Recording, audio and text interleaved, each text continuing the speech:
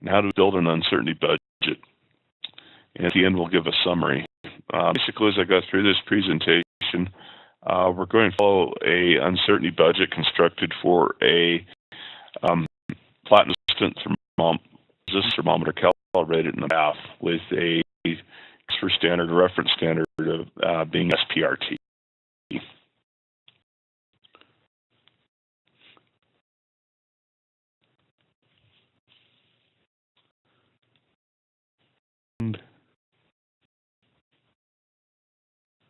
Okay, so a little technical difficulty. What is uncertainty? Well, it really addresses the reliability of measurements. Example that we show here, we have two thermometers in this temperature source, perhaps a dry well or a bath. And even if they are in the same temperature source, they're likely to produce different results. Statements of uncertainty help the user to know which thermometer ought to produce a more correct answer.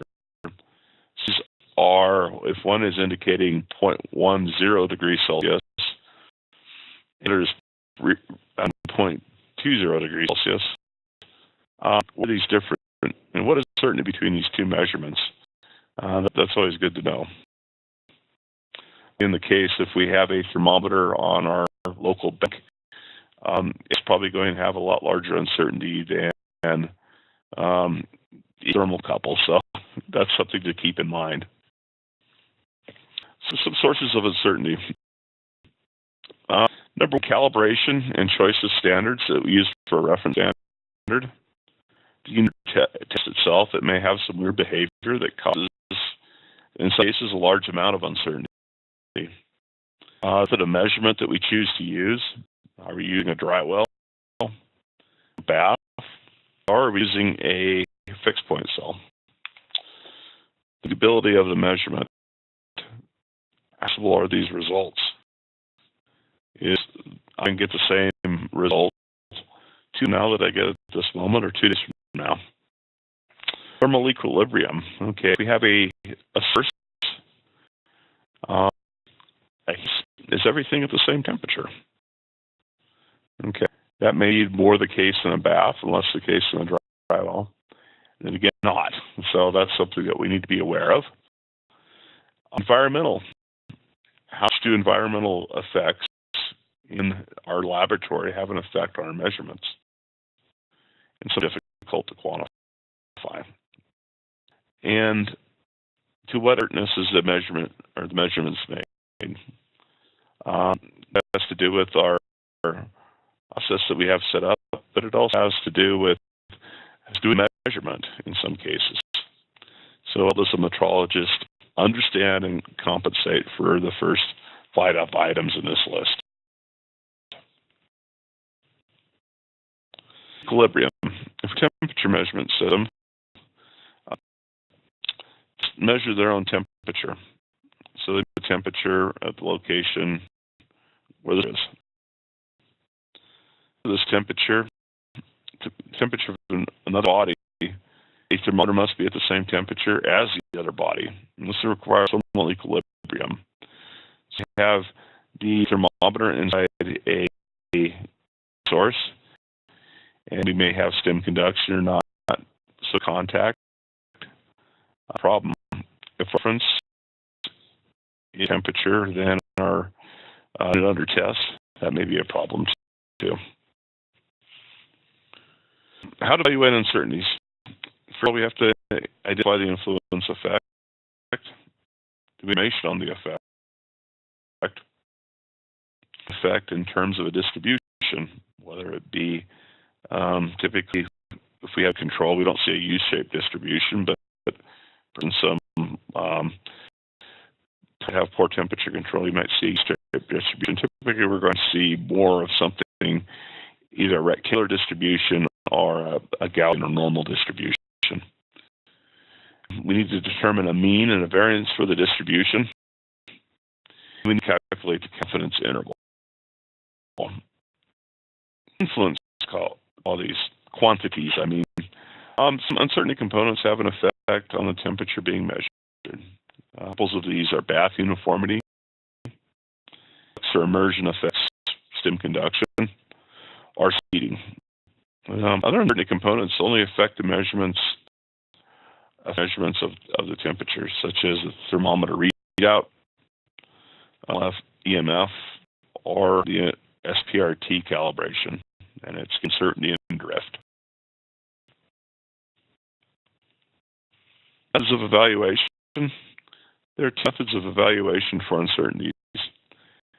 Type A are uncertainties that are evaluated by statistical means. Sometimes we'll have some sort of statistical control for a given uncertainty. Type B uncertainties are not. Pretty simple definition there. Type A versus type B. Well, the uncertain component statistically is impractical, improbable, and in some cases impossible. Second statement, type A is not better than type B, nor vice versa.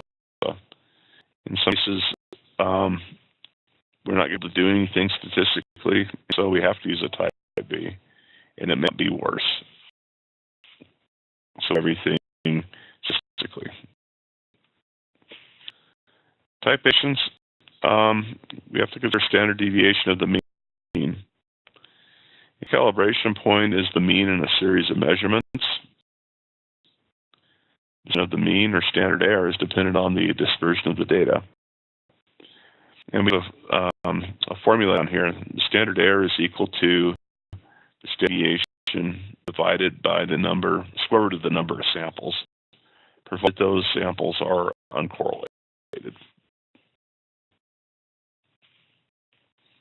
Uncertainties evaluated by other than statistical techniques, manufacturer specification, data and calibration reports, assigned to reference data in handbooks, converted to standard deviation like a quant based on a rectangular distribution, and that happens quite a bit in the case of specification. But the other possibilities, like, for instance, you have a control limit on temperature in your laboratory, and that may be a rectangular distribution. So, as I said earlier, we're going to start filling out this sample uncertainty budget for a PRT calibration. Basically, we're approximating the zinc point in a bath, temperature of 420. These are the 30 components that we are going to consider. We figure that these are the quantities that are going to influence the value of our measurement. This is just a practice calculation, and you can see in your free time just to check that you understand this work. But what should the precision in the uncertainty budget be in terms of temperature if the process is under the following conditions? We have 30 samples per measurement. We filter, and this is important because if you digital filter, all measurements are correlated because each one has something to do with the other. So the digital filter is turned off, so we do not have correlated measurements.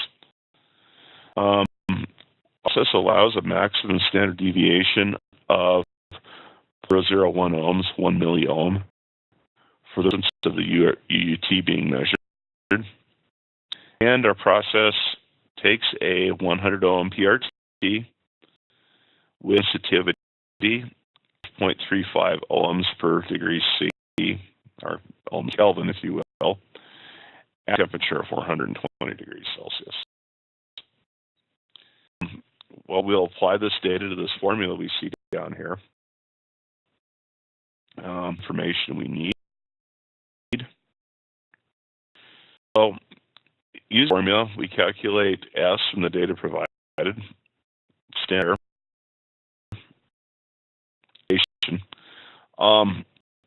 So we limit of standard deviation in the resistance of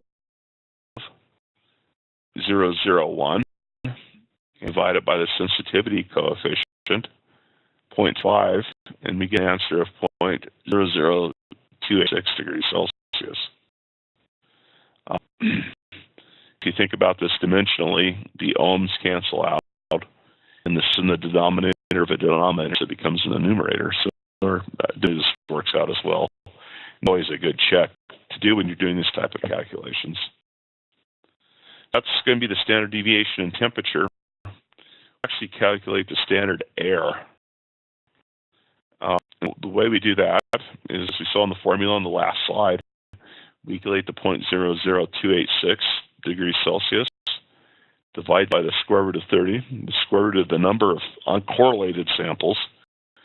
We get a standard error of 0.00052 degrees Celsius, or if we want to of this in millikelvins, this is a standard error of 0.52 millikelvins.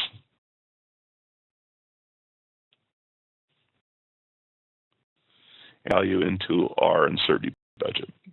It is type A uncertainty because we are controlling statistically, control the standard deviation of the samples. About process variability, and determined by the use of a check standard. You see in the slide right here, inside the bath, we put that to our readout device, the same as the other units under test that we're using. And that is part of that check standard remains in the bath during the whole calibration, along with units under test and the reference probe. The standard is not a traceable measurement, but it is a control measurement. So the check standards are measures as if they were a UUT. The collect is converted to meaningful units such as degrees Celsius, millikelvins, etc. And standard data is plotted on a control chart. The errors are calculated from that data. Standards provide a means of characterizing the behavior of the process. If these units test are of a stable design, the check standard should be similar to the UUTs in design and quality. So for instance, if we are doing a PRT measurement, and our PRTs are of stable design, we have data to back that up, then we can use the same model PRT as our check standard. These are not of a stable design. The check standard should be superior to the UUTs in quality. If we have a industrial grade PRT, for instance, and it is of a stable design, we may get a lot of noise off the measurements, then we want to consider using a check standard that is better than that PRT. Not only short-term stability, but long-term stability as well. We don't really want a drifty check standard. This is an example of using a control chart. Here on the x-axis, we have the number of days, actually the date the check standard measurement was made. On the y-axis, we have the PRT measurement, minus the check standard temperature. Basically plotting that data. On a couple of occasions here, after 6th of April, 2015, we actually data that's out of control. And the same over after the 15th of July. Is you want to wrong with your process and possibly redo your test. There's some problems such as a bad uniformity problem. Or it could even be the PRT has drifted as limits. I'm sorry, the SPRT, the reference standard, has drifted out.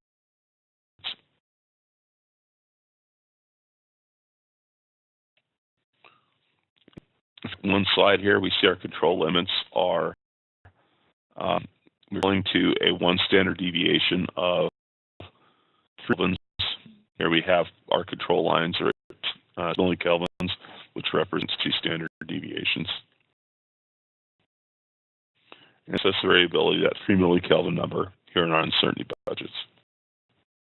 Another uncertainty that's controlled by statistical means is calculated by statistical means. a type A uncertainty. And that's today. The rest will be examples of type B uncertainties. Evaluations. Examples of type B evaluations are T accuracy. Okay. Uncertainty was it calibrated to, and has it drifted since its calibration? Accuracy. They include calibration path uniformity, UD, reference SPRT immersion effects, stem conduction, in other words, cell effects, and multiplexer noise. Reference SPRT accuracy. Term resistance repeatability. This is our RTW drift. Evaluated the triple point of water with thermal cycling and hysteresis effects. It's stored as an equivalent temperature value and used to determine calibration uncertainty. Long-term resistance drift. Be a drift.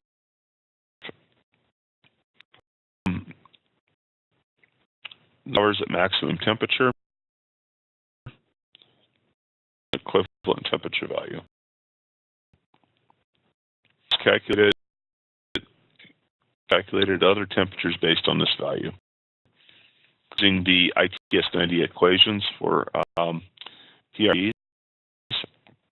extrapolate the RTPW drift as much as that probe drifting at other than 0 degrees Celsius.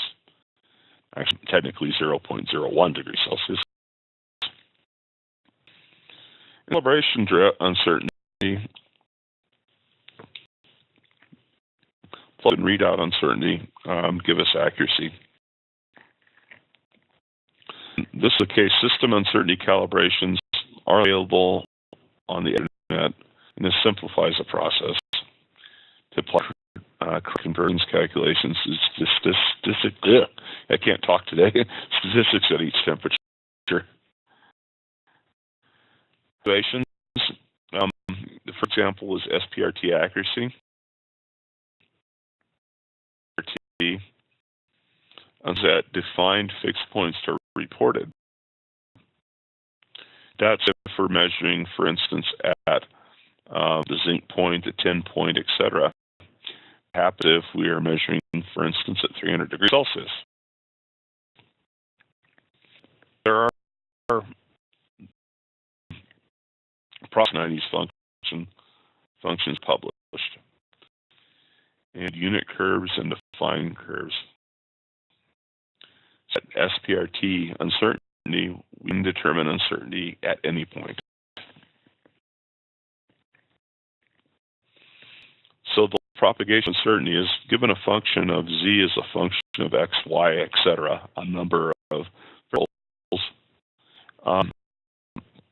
Uncertainties between x and y are not correlated. We can use this relationship that you see here.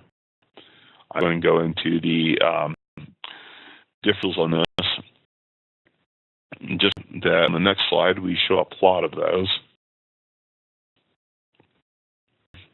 So these are the examples of each temperature based on tin. Here in this blue line, and this magenta line, and aluminum, or aluminium for my friends in the UK, on this yellow line. Okay. So that means, for instance, if I'm measuring at a temperature of 300 degrees Celsius, to do a root sum squared addition of the aluminum, the zinc, and tin under these.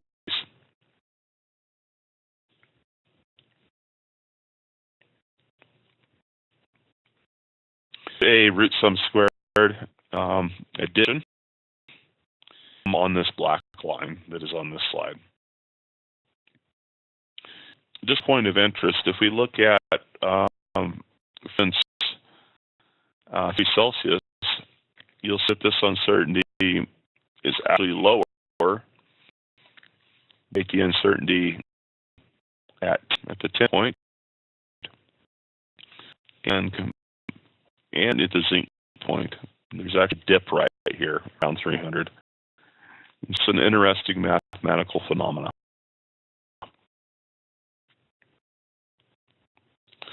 Go back a slide here and look at 420. We have an uncertainty 1.1 millikelvins. So we apply that to our uncertainty budget.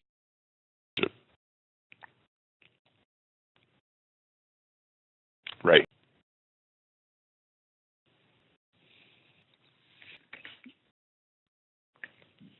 We'll talk about UUT contributions. Tends to be a #1 issue in industrial PRTs. Homogeneity tends to be a #1 issue in thermocouples. Self-heating depends on excitation current and calibration medium. Self-heating is when we going through a resistor. You have current and you have resistance. You end up with power, so you have heat generated by the and you want to mitigate for that, and you may not. Two-wire and three-wire RTDs may have large uncertainty due to lead wire resistance. Or reduce lead wire resistance uncertainty, then use a 4-wire probe. Your sensors require more immersion than others to reduce errors and stem effect.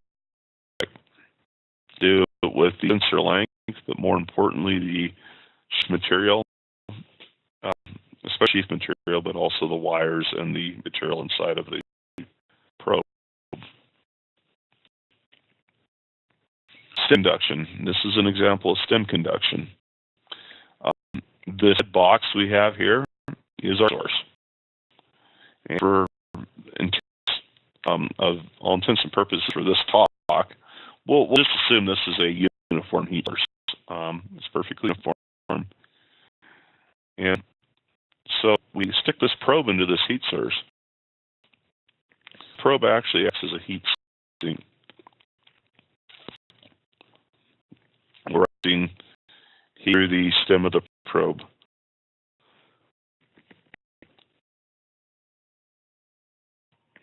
What that means that if we do not have enough immersion, this heat sink effect is going to actually reduce the temperature at a sensor location of this probe.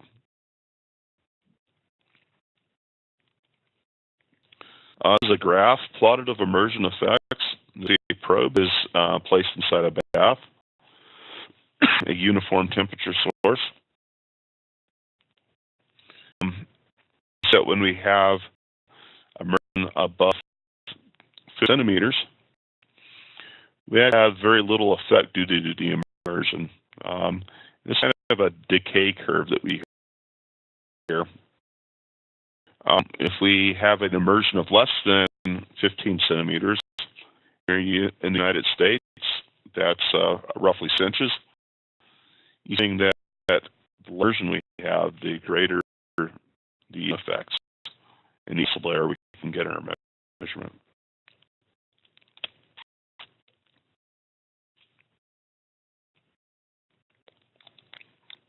For immersion effects, without having to do a lot of testing like the previous slide, which tends to be time-consuming. Sensors are time-consuming, but if you have to do them 10 times, it's consuming 10 times the time. So just the immersion depth should be 20 times the diameter of the sensor. The probe size chief of the sensor. A thermometer diameter of 0.5 inches and a length of 1.25 inches. Calculation down here, 20 times a quarter inch.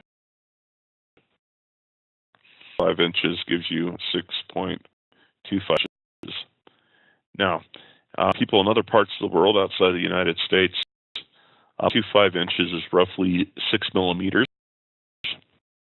0.25 inches is closer to roughly 40 millimeters. The math works out there. From us and our immersion depth that we use in our process, we just determine that due to immersion effects, the standard uncertainty is 1.5 millikelvins.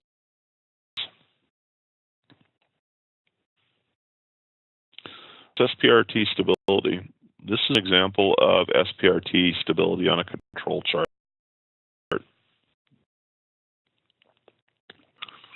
SPRT has its RTPW monitored over time.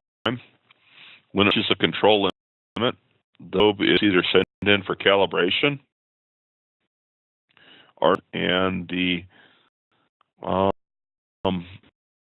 value gets back into control. This is a type of control you can use to determine stability of your reference probe. Putting the limits under the uncertainty budget.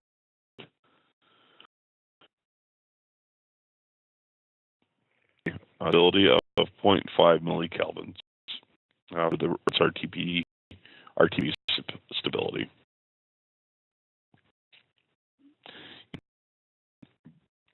Uniformity is a test you do in your own laboratory. It's hard. It's just time consuming. Example of uniformity.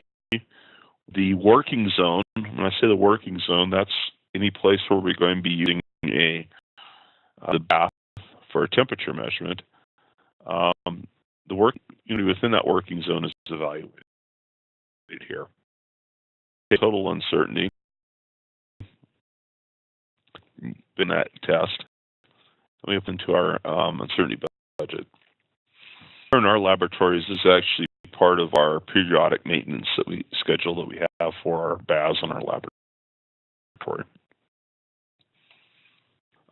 In the case of this example, we're going to use the manufacturer specs for uniformity. In this case, the manufacturer gave us a spec of plus minus 0.0043. Takes this at 420. Spec like that. Those are uniformity limits, but nothing about the distribution of the temperatures in between those. So know if that is a normal distribution or distribution. Plus and minus spec, you have to assume that that is a regular distribution. This normal distribution is, if you tell an electrical engineer, they call the same type of distribution a Gaussian distribution. If you talk to a school teacher, they will call this a bell curve. And typically the same idea. It's a distribution where you have more of the data going towards the mean, and as you get away from the mean, that data tends to slope off out into for zeros. It goes to infinity. Here in this diagram, we mean with the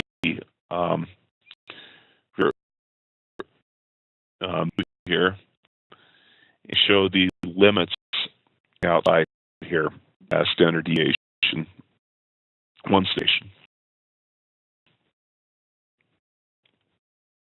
We actually have a little bit of a different type of phenomena here. Okay, in this case, we are specifying deviation, limits. Okay, and to convert from a limit in a rectangular distribution to a one-step deviation number, we need to limit and divide it by the square root of 3. Should you use standard deviation of a rectangular distribution by the rectangular distribution by the square root of 3 to compute an uncertainty. If you have a deviation of a normal distribution, then you divide the confidence interval, the number, convert to a standard uncertainty, which is typically 2, but in some cases it's 3 or some other number.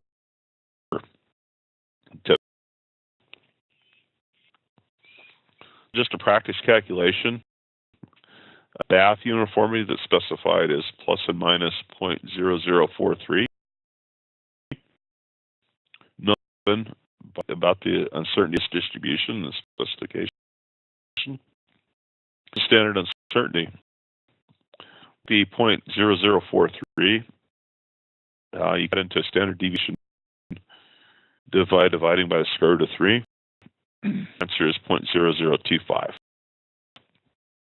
Actually, put in our uncertainty budget.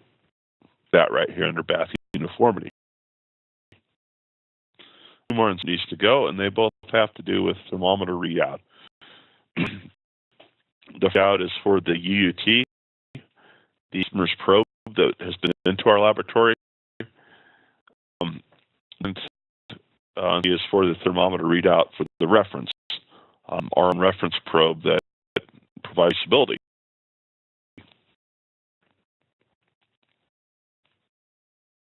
These evaluations, readout contributions, sometimes influence quantities are not necessarily measured in units of temperature. So if we are using a PRT,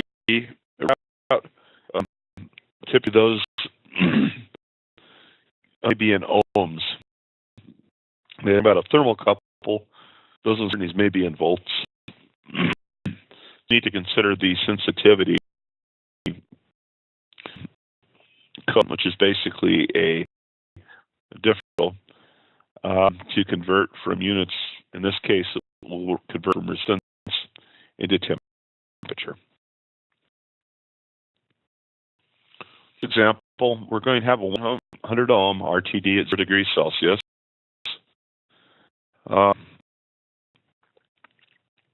The reading is 0.01 ohms.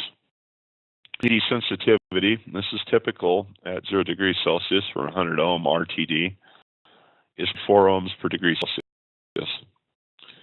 We got in this equation that we see at the top here, inside the 0.01 ohms divided by 0.4 ohms per degree Celsius, and we end up with a readout uncertainty of 0.025 degrees Celsius, or 5 millikelvins.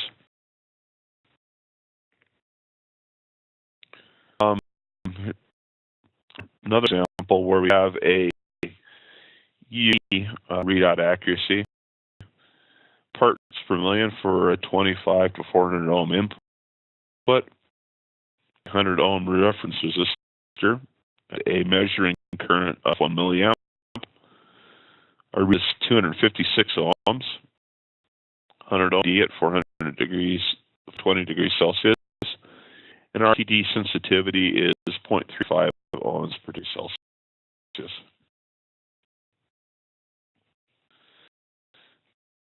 Okay, the read accuracy,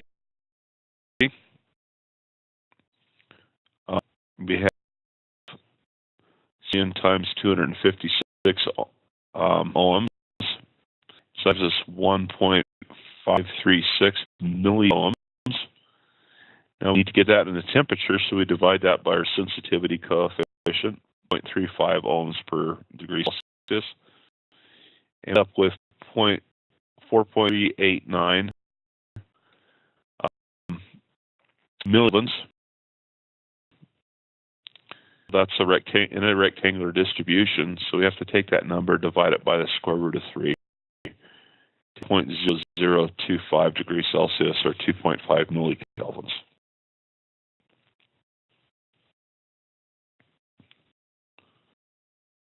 Okay. Similarly, the SPRT, we're using 25 ohm SPRT. Similar math as we did on the previous slide. and we have a 25 ohm instead of 100 ohm under test, that accuracy is still the same. In this example, plays into our uncertainty budget. So time to calculate our total uncertainty. Okay, we have calculated in the right-hand column here, and we need to combine those to calculate our total uncertainty.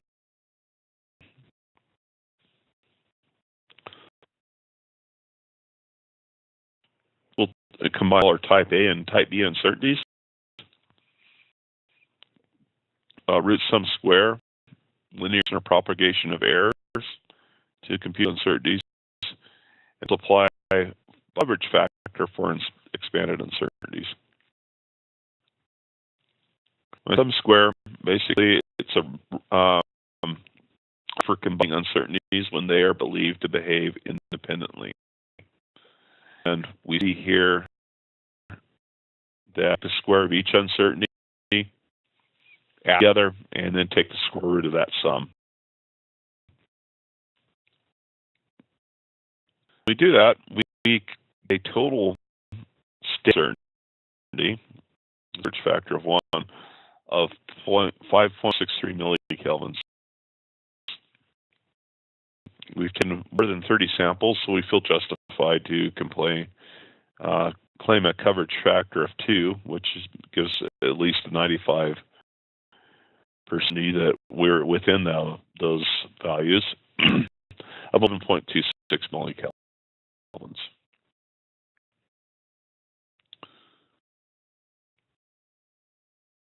First, what we talked about, and we'll have a little bit of a question time at the end here.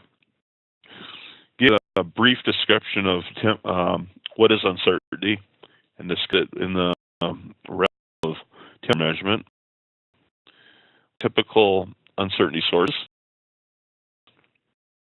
type uncertainties, and to the steps of building an example budget. Just an example, in laboratories, uncertainties will vary. Time for questions. A couple questions here. So the question is, what do you mean by digital filter?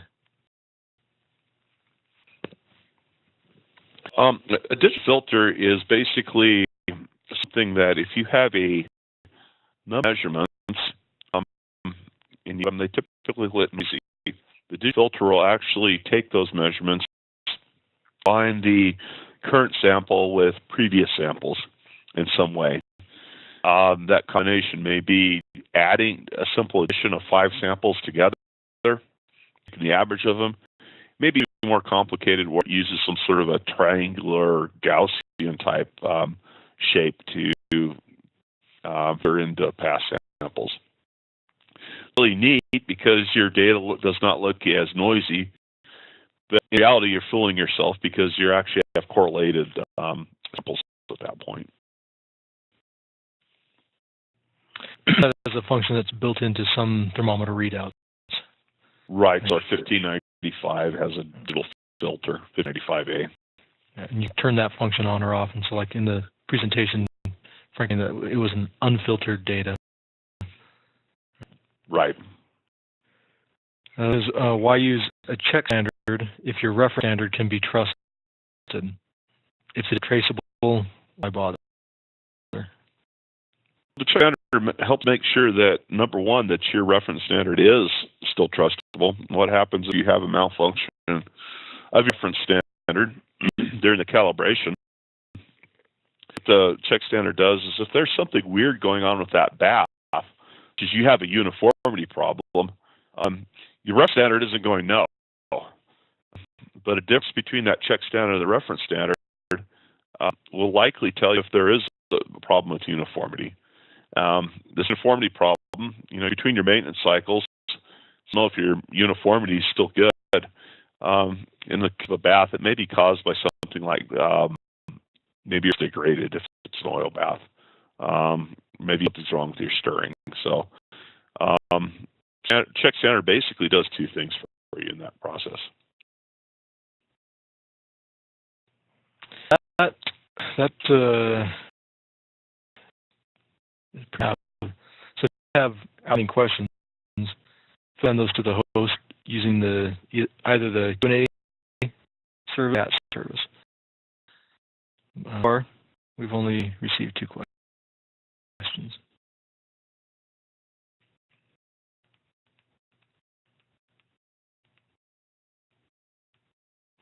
Like the slide and recording of the presentation will be emailed to you, and if you do have questions come to mind after you've received those, you can either review the slides or contact someone here at Fluke Calibration. Email address, can we give that out, Frank? I think it's the first slide. Yeah, I think so. So giving it out. Yeah. So questions, feel free to send them. And I think if there are no further questions, we'll conclude this presentation, and we appreciate you joining us and look forward to you joining us in future webinars. If you go to the Fluke website, you can find upcoming webinars. And in this slide, you can see that there are several that are scheduled in April and May, and we'd have you join those as well. So thanks for joining, and we'll be talking to you soon. Thanks. Bye.